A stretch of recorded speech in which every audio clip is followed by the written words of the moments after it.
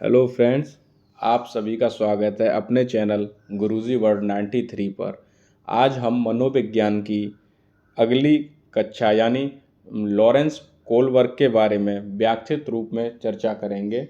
इससे पहले हम थॉर्नडाइक, स्किनर, पावलोव इत्यादि के बारे में चर्चा कर चुके हैं, जिसका लिंक मैं आपको वीडियो के डिस्क्रिप्शन में दे दूंगा। वहां जाकर आप वॉच करके मेरे चैनल को सपोर्ट करें।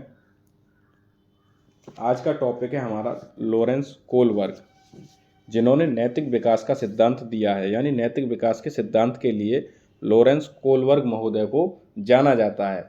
लॉरेंस कोलबर्ग जो थे वो अमेरिका के निवासी थे। कहाँ के? अमेरिका के निवासी थे। इन्होंने नैतिक विकास के जो सिद्धांत दिए हैं वो 3 चरण और इन सभी 3 के 2-2 चरण यानी 6 उपचरणों में विभाजित किए हैं, जिनके बारे में हम आगे व्याख्यात रूप में चर्चा करेंगे। लेकिन नैतिक विकास के सिद्धांत को समझने से पहले हमें नैतिकता के बारे में जानना चाहिए। नैतिकता है क्या? यह वह क्रिया है जिसमें हम सही या गलत की पहचान करते हैं, है ना। अगर हमारे अंदर नैतिकता है तो हम सही और गलत को पहचान सकते हैं कि हमारे लिए हम किसी के साथ कैसा क्या व्यवहार कर रहे हैं, वह कैसा है, सही है या गलत है।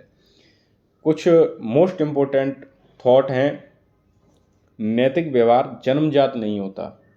यानी कि अगर कोई बच्चा पैदा हुआ है तो उसके अंदर नैतिकता होगी? उसे तो ज्ञान ही नहीं होगा। तो नैतिक व्यवहार जो है वो जन्मजात नहीं होता। यह सामाजिक परिवेश में सीखा या अर्जित किया जाता है। जब बच्चा समाज में उठता है, बैठता है, तो वहाँ से ही वो इसको सीखता और अर्जित करता है। नेक्स्ट, जब बालक का जन्म होता है तो वह ना तो नैतिक होता है और ना ही अनैतिक होता है।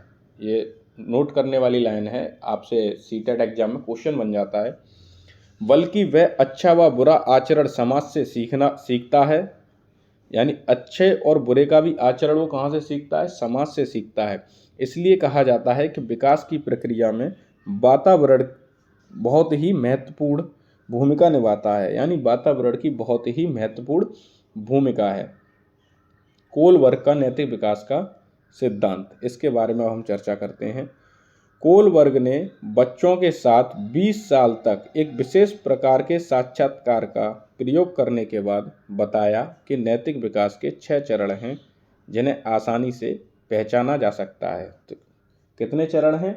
6 चरण हैं। कितने स्तर? 3 स्तर हैं। आप अगर एक तरीके से कहा जाए तो 3 स्तर और प्रत्येक स्तर के 2-2 चरण, यानी 3 स्तर और 6 चरण, है ना। बालकों में चरित्र निर्माण या नैतिकता विकास के संदर्भ में लॉरेंस कोलबर्ग ने अपने अनुसंधान के आधार पर यह निष्कर्ष निकाला कि बालक में नैतिकता या चरित्र के विकास की कुछ निश्चित एवं सार्वभौमिक अवस्थाएं पाई जाती हैं। उन्होंने इस नैतिक विकास के सिद्धांत से क्या निकाला? क्या इसका संदर्भ उन्होंने निकाला कि विकास की कुछ निश्चित एवं सार्वभौमिक अवस्थाएं पाई जाती हैं। पहली है हमारी पूर्व परंपरागत। इसको थोड़ा सही कर लें, ये गलत टाइप हो गया। पूर्व परंपरागत अवस्था, या इसे अन्य नाम जिससे जाना जाता है प्राक रूढ़िगत नैतिकता का स्तर। अच्छा, इसकी जो एज है वो 4 से 10 वर्ष की होती है। इस अवस्था में बालक में नैतिकता जो होती है वो 0 के बराबर होती है, यानी शून्य होती है।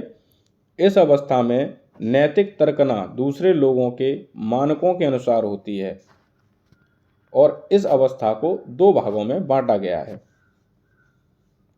दंड एवं आज्ञा पालन उन्मुखता।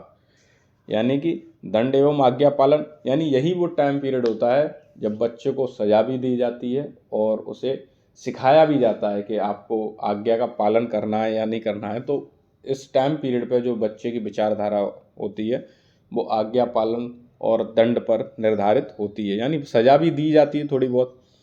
नेक्स्ट है अहंकार की अवस्था। यानी थोड़ा बच्चे के अंदर अहंकार यानी मैं की भावना भी उत्पन्न हो जाती है, या इसे साधनात्मक सापेक्ष उन्मुखता भी कहते हैं।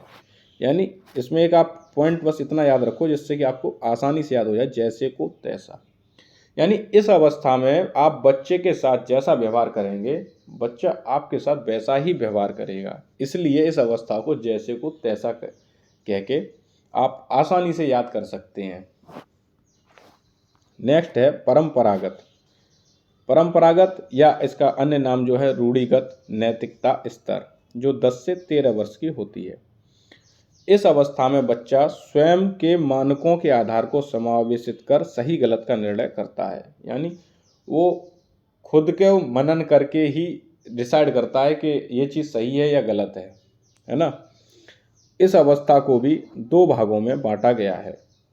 पहली है प्रशंसा की अवस्था, यानी इस अवस्था में बालक जो कार्य करता है, यानी मतलब जैसे मान लो स्कूल में कोई बच्चा है तो वो टीचर ने कोई सवाल लिखा तो उसको पहले करने की कोशिश करेगा।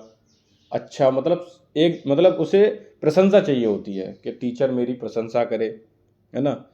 तो उसके अंदर ये व्यवहार जो है ना, ये बालक दूसरों के साथ अच्छा व्यवहार करने को अर्जित करना सीख जाते हैं। यानी इस अवस्था के प्रशंसा की अवस्था के अंतर्गत बालक जो है ना दूसरों के साथ अच्छा व्यवहार करने को अर्जित करना सीख जाते हैं। और इस अवस्था को ही गोल्डन रूल का विचार की अवस्था भी कहते हैं। कानून एवं व्यवस्था उन्मुखता। इस अवस्था में बालक कानून और सामाजिक व्यवस्थाओं को बनाए रखने की भावना विकसित करता है। यानी बच्चे के अंदर ये जैसे ट्रैफिक रूल का पालन करना, है ना, समाज में किस तरीके से रहना है, ये सब जो कानून एवं व्यवस्था उन्मुखता है ना, ये बच्चे के अंदर विकसित हो जाती है। नेक्स्ट है हमारा पर परंपरागत या उत्तर रूढ़िगत नैतिकता, जो 13 वर्ष से ऊपर की होती है। इस अवस्था में किशोर स्वयं के निर्णय को प्राथमिकता देता है, समाज को नहीं। यानी बच्चा क्या करता है, अब वो किशोरावस्था में आ गया, अब किशोरावस्था में आने के बाद वो स्वयं के निर्णय को वैल्यू देगा, समाज के नहीं। अगर कहीं पर समाज, जैसे कि मान लो एक एग्जाम्पल तौर पे समझें कि कहीं पे ट्रैफिक लाइट जली हुई है और कोई दुर्घटना हो गई, तो बच्चा उस टाइम उन नियमों को नहीं देखेगा, वो उस नियम को तोड़कर उस जिसके साथ दुर्घटना हुई है वहाँ पहले पहुँचेगा, है ना। इसको भी 2 भागों में बांटा गया है। सामाजिक अनुबंध उन्मुखता, इसमें किशोर यह मानते हैं कि नियम लोगों के भले के लिए हैं, अगर किसी नियम से किसी का नुकसान हो तो ऐसे नियम तोड़ देने चाहिए, है ना, जो अभी मैंने आपको ट्रैफिक वाला रूल समझाया था। नेक्स्ट है सार्वभौमिक नैतिकता सिद्धांत उन्मुखता। इसमें किशोर दूसरों के विचारों से नहीं बल्कि अपने खुद के मानकों के अनुसार व्यवहार करते हैं। इसमें किशोर दूसरों के फायदे के लिए खुद की जान पर खेल जाते हैं, है ना।